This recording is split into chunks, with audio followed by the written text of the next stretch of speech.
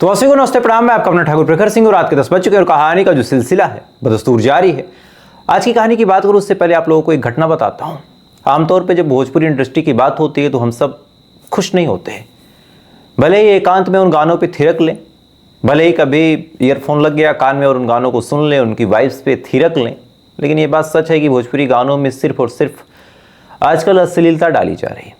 बहुत कम ऐसे सिंगर हैं जो सामान्य तौर पे गाना गा रहे हैं, अच्छा गा भी रहे हैं तो उनको उतनी तवज्जो नहीं मिल रही। आप जितना अश्लील गाना गाएंगे, जितनी अश्लील डबल मीनिंग बात करेंगे भोजपुरी इंडस्ट्री में, उतने आगे जाएंगे।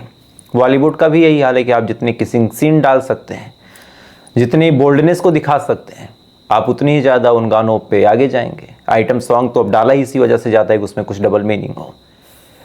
ये तमाम चीज़ें धीरे धीरे हमारे कल्चर में घुलती चली गई और आज हम इन चीज़ों को लेकर सामान्य हो गए। कभी इसको अभिव्यक्ति की आज़ादी कहा गया, फिर धीरे धीरे जब हमने विरोध करना शुरू किया तो पता चला भाई अब तो काफ़ी देर हो गई, अब विरोध पॉसिबल ही नहीं है। लेकिन अब कुछ ऐसी घटनाएं भी निकल के सामने आ रही हैं जिसके बाद अब लगता है कि शायद समय रहते हमको रोक देना था। जिन डबल मीनिंग बातों पे हम थिरकते थे, जब हम एक दूसरे को इशारों में कहते थे कि अरे इसने जो बोला वो नहीं था, वो कुछ और था, और उसको देख के अपने दोस्तों से उस गाने को शेयर करके जब हम खुश हो रहे थे, अगर उस टाइम हमने रोक दिया होता तो शायद चीज़ें कुछ और होती। अभी बातें क्यों बोल रहा हूँ, उसके पीछे भी एक कहानी है। एक सिंगर थी हरियाणा की, वो एक गाने के प्रमोशन में लखनऊ आई थी और उसी दौरान पवन सिंह भी आए थे। अब पवन सिंह किसी नाम पहचान के मोहताज तो है नहीं। अचानक से पवन सिंह कुछ बोलते हैं, उसके बाद कहते हैं ला तू बोला, यानी भाई तुम भी बोलो। वो बेचारी सिंगर जो थी वो माइक थामती हैं, सबको प्रणाम करती हैं, राम राम करती हैं। इसी दौरान पवन सिंह उस सिंगर की कमर पकड़ लेते हैं, टच करने की कोशिश करते हैं। लड़की थोड़ी सी असहज होती है, रोकने की कोशिश करती है, तो पवन सिंह उसका हाथ पकड़ के कहते हैं कि कुछ लागल बा, रुक जा। उसके बाद फिर कमर टच करते हैं, लड़की कुछ बोल नहीं पाती। अच्छा, उसके पीछे वजह थी कि जो फैंस थे, जो भीड़ थी, वो पवन सिंह को देखने ही आई थी। लड़की की फैन फॉलोइंग कम थी। इस लड़की को भी पता था कि अगर मैं कुछ बोलूँगी तो मुझे ही गलत समझा जाएगा। साथ ही एक दिक्कत और भी थी कि जो भीड़ थी, जब पवन सिंह ने कमर छुई तो भीड़ खुश हो गई, अरे वाह मेरा पावर स्टार देखो कितना आगे, लड़की कमर छू लेता है, मुझे भी बड़े होके तरक्की करके ऐसे बनना है कि किसी भी लड़की को छू लूँ। गुड टच, बैड टच, अपनी बहन, अपनी बेटी, इन तमाम चीज़ों का कोई मतलब नहीं रहा, चूँकि उतनी बड़ी भीड़ थी। किसी ने भी विरोध नहीं किया, सब हंसते रहे, ठियकते रहे, चिल्लाते रहे, हूटिंग करते रहे। और इसका रिजल्ट ये हुआ कि बाद में वो लड़की जो थी, जो सिंगर थी, उन्होंने कहा कि आज के बाद मैं भोजपुरी इंडस्ट्री में किसी के साथ काम नहीं करूंगी। बाकायदा उन्होंने मना कर दिया। मना करने के बाद वो चली गई। बाकायदा ये भी कहा कि अब नहीं आऊँगी। ये इज्जत रह गई उत्तर प्रदेश और बिहार के लोगों की। मैं खुद उत्तर प्रदेश से हूँ। जब ये लड़की बोलती है कि मैं उत्तर प्रदेश बिहार नहीं आऊँगी, तो क्या मेरा सीना गर्व से चौड़ा होना चाहिए? ये सवाल मैं आपसे पूछता हूँ। और क्या सच में पवन सिंह पे कोई कार्रवाई होनी चाहिए, और उस मानसिकता पे क्या कार्रवाई होगी? बहरहाल कल इसके बारे में मैं डिटेल में वीडियो बनाऊंगा जवाब कौन देगा वाली सीरीज में, तो आप इसको जाके ध्यान से देखिएगा। कई सारे सवाल हैं जो आएंगे, कई सारे ऐसे प्रूफ है जो आपके सामने रखूंगा। लेकिन मुझे लगा कि आज इसके बारे में आपसे बात करनी जरूरी है, क्योंकि अगर हम बात नहीं करेंगे तो फिर चीज़ें गड़बड़ा जाएंगी। खैर, तो एक अपडेट थी। अब आज की कहानी का रुख करते हैं। आज की कहानी भी कुछ तो मिलती जुलती है इस घटना से, क्योंकि आमतौर पर हमारे उत्तर प्रदेश, हमारे बिहार में आज भी एक कल्चर है, एक चीज़ है जिससे हम लोग पीड़ित हैं। भले इस चीज़ से हम कितना भी भाग लें, कितना भी इग्नोर कर दें, लेकिन ये सच्चाई है। आज भी हमारे देश में और हमारे उत्तर प्रदेश और बिहार में 80% लोग ऐसे हैं जो लड़कियों को सिर्फ और सिर्फ बोझ समझते हैं। शादी करने लायक लड़की हुई और कोई भी लड़का मिल गया, डज नॉट मैटर वो कैसा है, डज नॉट मैटर वो कितना कमाता है, उसकी हिस्ट्री क्या है। अगर मेरे पास पैसा नहीं है और मुझे अपनी लड़की की शादी करनी है, तो कोई भी आ जाए और कहे कि नहीं भाई मैं कम दहेज लूँगा, फ़ौरन उसको पकड़ के शादी कर दी जाती है, बिना कोई जान पहचान के, बिना कोई जांच पड़ताल के। इससे पहले जो शादियां होती थी उसमें एक चेकअप होता था। चेकअप इन द सेंस की लड़की है तो लोग स्कूल में चोरी छुपे उसको देखने का काम करते थे। एक दो बार दिखवारी की जाती थी। कुछ अगुआ होते थे जो दोनों साइड के मीडिएटर तो होते थे, लेकिन आज के टाइम में सब गायब। पैसा इतनी इंपॉर्टेंट चीज़ हो गई है कि लड़की वालों को अगर पैसा बच रहा तो बेटी कहीं भी फेंक देते हैं, और इधर लड़कों के अंदर इतना लालच है कि भाई दहेज चाहिए ही चाहिए। तो गलती दोनों पक्ष की है। आज की कहानी भी ठीक ऐसी ही कहानी है, लेकिन इस कहानी का रिजल्ट ये हुआ कि 3 जानें चली गई और शायद चौथी भी लावारिश हो गई। ऐसा क्यों? आप पूरी कहानी सुनिए। बात दरभंगा की है। दरभंगा बेहद मशहूर जगह है। और इसी दरभंगा में एक जगह लगती है रानीपुर बेला, और इसी रानीपुर बेला में एक शख्स रहा करता था जिसका नाम था प्रमोद पासवान। प्रमोद पासवान एक नौजवान था, ठीक ठाक उसकी जिंदगी थी। इसी दौरान शादी का ख्याल आया। शादी का जब ख्याल आया तो अलग अलग जगहों पर रिश्ता देखना शुरू हुआ। इसी दौरान पवन पासवान के घर से थोड़ी सी दूर पे एक शख्स रहा करते थे जिनका नाम था जीवत पासवान। जीवत पासवान की एक बेटी थी, उम्र लगभग 17 से 18 साल। अभी नई नई शायद उसने दुनिया देखनी चालू की थी, लेकिन जैसे जीवत पासवान देखते हैं फौरन उनको लग गया कि भाई अभी शादी लायक है। आमतौर पे आस पड़ोस के लोग, कुछ रिश्तेदार कहते भी हैं कि भाई 17-18 साल की होगी, अब शादी करो, पढ़ रही नहीं है, कुछ हो जाएगा ऊंच नीच तो क्या होगा। फौरन जीवत पासवान जब देखते हैं कि भाई 18 साल की होने वाली है, फौरन रिश्ता देखना शुरू हुआ। अलग अलग जगहों पे रिश्ता लेके गए भी, लेकिन कहीं ज़्यादा बात बनी नहीं।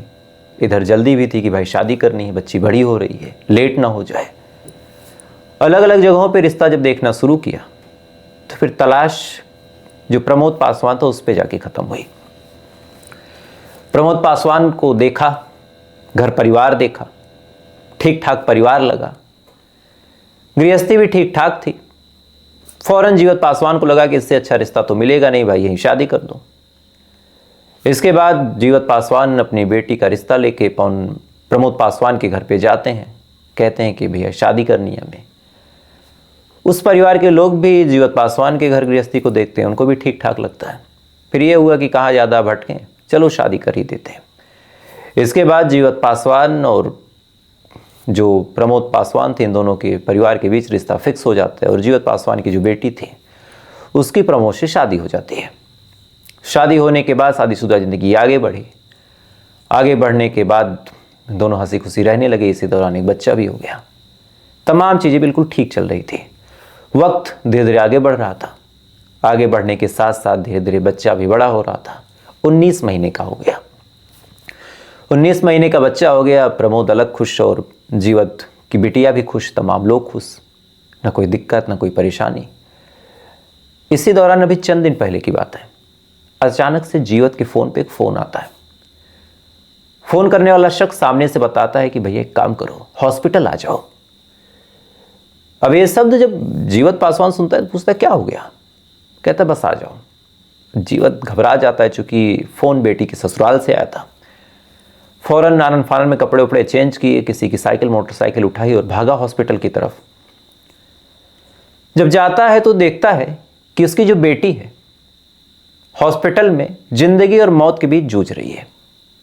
सर पे वार हुआ है, सर फटा हुआ है और बचने की उम्मीद बड़ी कम है।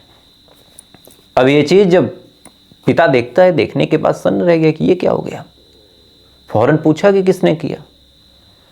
तो जो समधी साहब थे यानी प्रमोद पासवान, उन्होंने कुछ देर तो चुप्पी साध ली, लेकिन धीरे धीरे चुप्पी तोड़ी और अंत में कहा कि ये काम मेरे बेटे का है। अब ये बात जब पिता ने सुनी, परेशान हो गया कि भाई ऐसा क्यों। इधर बेटी की तबीयत खराब, भी इलाज हो रहा, चोट लगी है। डॉक्टर के पास जा रहा, गिड़गिड़ा रहा पिता की भाई बचा लो मेरी बेटी को। डॉक्टर कह रहे कि हाँ ठीक है, इलाज कर रहा हूँ। 1-2 दिन तक ये कहानी चलती रही और अंत में चोट गहरी थी, लड़की की मौत हो जाती है। अब जैसे लड़की की मौत हो गई तो चूंकि अब ये मामला हत्या का हो गया, तब पिता का दिमाग खुला, मामला पुलिस में गया। पुलिस वाले आते हैं, आने के बाद जांच पड़ताल शुरू करते हैं। जांच पड़ताल ज़्यादा कुछ करना नहीं था, चूंकि सारी चीज़ें पानी की तरह साफ थी। उसके बाद जो कहानी पता चली, इस कहानी को जब आप सुनेंगे तो सुनने के बाद आज आप हैरान हो जाएंगे कि आज एक बाप भी कितना स्वार्थी हो सकता है। हो सकता है किसी की भावनाएं आहत हों, लेकिन बात जो कड़वी है वही आपको बताऊंगा। दरअसल इस कहानी की असल शुरुआत साल 2019 में हो जाती है। साल 2019 में प्रमोद पासवान जब शादी लायक होता है तब इसकी शादी कर दी जाती है एक लड़की से। शुरुआत में प्रमोद पासवान के पिता ने कहा कि भाई मुझे कोई दहेज वहेज चाहिए नहीं, बस एक लड़की चाहिए जो घर गृहस्थी संभाल सके, उसके बाद तो कोई दिक्कत है नहीं। ये बात जब परिवार वाले सुनते हैं लड़की के तो खुश हो जाते हैं कि भाई कोई आज के टाइम में दहेज वहेज नहीं मांग रहा। कितनी अच्छी बात है। जो भी उनसे साइकिल, रेडियो वगैरह बन पड़ा उन्होंने दिया। उसके बाद साल 2019 में प्रमोद पासवान की धूमधाम से शादी कर दी जाती है। अब प्रमोद की शादी हो गई। शादी होने के बाद शादीशुदा जिंदगी आगे बढ़ी, तमाम चीज़ें बिल्कुल ठीक चल रही हैं। लेकिन जैसे जैसे वक्त आगे बढ़ रहा वैसे वैसे प्रमोद अपनी बीवी को टॉर्चर करना शुरू करता है। सबसे पहले कहा कि पैसे लाओ अपने सास ससुर से मांग के, फिर कहा कि अपने मायके से लेके आओ, फिर कभी कहे कि ये जो चैन तुमने पहनी ये मुझे दे दो। अब शुरुआत में पत्नी को लगा कि भाई पति मेरा मजबूर है, मांग रहा तो दे देती हूँ। लेकिन जैसे जैसे मांगने का सिलसिला बढ़ता गया इधर, फिर पत्नी को भी लगने लगा कि आदमी पागल वागल है क्या, लगातार पैसे मांग रहा। उसने मना करना शुरू किया। अच्छा, जब उसने मना करना शुरू किया तब प्रमोद का असली चेहरा निकल के सामने आया। प्रमोद ने गाली गलौज शुरू कर दी, मारना पीटना शुरू कर दिया और अंत में प्रमोद ने कई बार अपनी पत्नी की पिटाई कर दी। अब कई बार अपनी पत्नी की जब पिटाई कर दी तो पिटाई करने के बाद पत्नी को भी लगा कि इस आदमी के साथ रहना ठीक है नहीं, इसको छोड़ो और चले जाओ यहाँ से। इसके बाद जो पत्नी थी प्रमोद का दामन छोड़ती है, मौका देख के अपने मायके भाग जाती है। और भागने के बाद उसने कसम खा ली कि आज के बाद यहाँ लौट के कभी आना नहीं। उसके बाद कभी वो लौट के आए नहीं। प्रमोद ने तमाम कोशिशें की कि पत्नी आ जाए, लेकिन उसको पता था कि आना ठीक है नहीं, तो वो नहीं आई। अब पहली शादी टूट गई। क्या करे प्रमोद। इधर फिर बीच बचाव करने वाले और जो बिचौलिए किस्म के लोग हैं वो फिर एक्टिव होते हैं। उन्होंने आइडिया दिया कि तुम्हारी पत्नी ही खराब थी, और प्रमोद के माँ बाप को कहा कि बहू ही तुम्हारी खराब थी, तुम्हारा बेटा तो हीरा है, एक काम करो इसकी फिर से शादी करवा दो। इसके बाद दूसरी जगह रिश्ता देखना शुरू हुआ। दूसरी जगह जब रिश्ता देखना शुरू हुआ तो अंत में फाइनली एक लड़की मिलती है जो देखने में भी ठीक ठाक थी, उसका परिवार भी ठीक ठाक था और तमाम चीज़ें भी बढ़िया थी। उससे प्रमोद की शादी फिक्स कर दी गई। उन लोगों को भी बता दिया गया कि प्रमोद बड़ा अच्छा है, बड़ा होनहार है, पत्नी ही पहली खराब थी, वो चली गई, आपकी बेटी का बड़ा ख्याल रखा जाएगा। वो परिवार अपनी बेटी का हाथ प्रमोद के हाथ में दे देता है। उसके बाद प्रमोद उसको विदा करा के अपने घर पे लाता है। शादी धूमधाम से होती है।